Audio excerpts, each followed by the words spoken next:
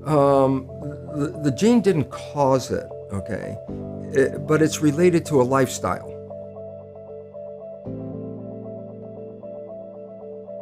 And if you change the lifestyle, you don't have to worry about the gene.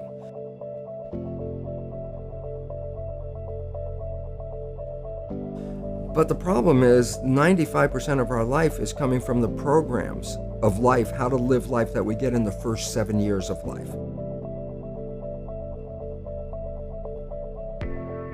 And that's why poor people stay poor and rich people stay rich, because the programming. The movie The Matrix is not science fiction. It's a documentary. Every human, and it's a fact, every human first 7 years is download a hypnosis. The brain of a child under 7 is in a lower vibrational frequency. When you put wires on a person's head, you read electroencephalograph, reading brain activity. A child below 7 has a lower vibration than consciousness. It's called theta. Theta is imagination. Oh, that's how kids play a tea party with mud pies, but to them it's a real thing. A kid rides a broom, it's a horse. That's theta, imagination. Theta is also hypnosis. And the idea is this: before you can become conscious, if you don't have any programs, what are you going to be conscious of? It's sort of like I buy a new iPod and I take it out of the box and I push play and nothing happens, and you think, oh my God, I spent all the money and the damn thing isn't working. And then some little 7-year-old kid comes up and says, well, mister, you didn't download any music, how are you going to play something? And I go, that's the same thing. It's like the brain is like the iPod. Consciousness is the screen where I can create. But if I don't have anything in the hard drive, I can't create. So nature makes the first 7 years. What kind of programs are required to live on this planet? I say, how do you get them?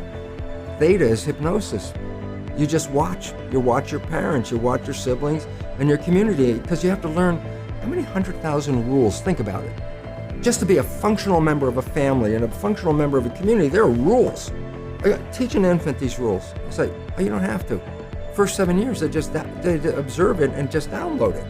And then I say, well, why is it relevant? Because this is the unfortunate fact. 95% of our life, this is a fact, comes from those programs in the subconscious. Every day, only about 5% of their life are you using conscious, which is creative. What you see, look, this is not new. I mean, there's the famous book, Rich Dad, Poor Dad.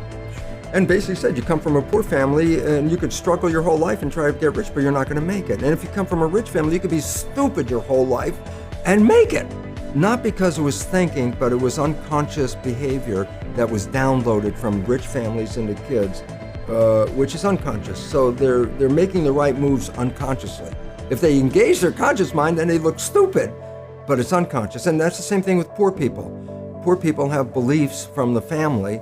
Oh, you can't make it, life's a struggle, things are hard, who do you think you are? And if that's the program you get, then 95% of the day you will sabotage yourself. And that's why poor people stay poor and rich people stay rich, because the programming. 95% of our life, this is a fact, comes from those programs in the subconscious. Every day, only about 5% of their life are you using conscious, which is creative. 5%. So your life is being lived, even though you think you're living your life. Exactly, and you don't see it because it's called subconscious, below conscious. And the Jesuits, for 400 years, they were boasting. People didn't understand. They say, give me a child until it's 7 and I will show you the man. They've been saying that for 400 years because they knew 7 years was the program period. And 95% of your life after that will be whatever that program is. So you don't need to do a lot of shrink and psychology stuff. You just look at your life and say, where am I struggling? Because wherever you're struggling, inevitably it's a program in your subconscious that does not support that destination you've been looking.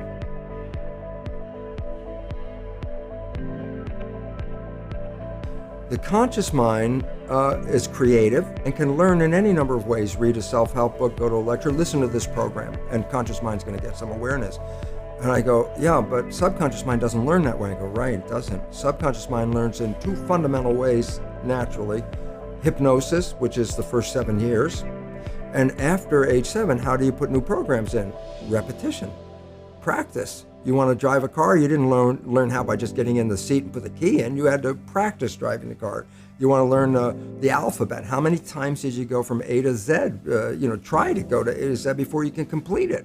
Once you completed it, you didn't have to go back and do it again.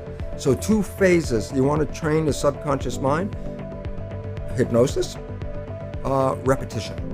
I like the last one because there's a new phrase that's bandied about called "fake it till you make it." Meaning, if you're not a happy person, I say, you want to be a happy person, then repeat all the time, "I'm happy, I'm happy." I say, well, you don't look happy or anything. You say, no, who am I talking to? By repetition, I'm talking to subconscious. If subconscious gets, "I am happy," and 95% of your life comes from that subconscious, there will be a point once the subconscious got, "I am happy," you don't have to say it again. Okay. It'll be automatic. It's repetitive, and that's the secret part. Putting a sticky note on the refrigerator is more like a suggestion, but it's not a repetition. So it doesn't work very well. But you have to do, repetition is a habit. It's making habit. So you got to do something religiously in the sense of repeating it to make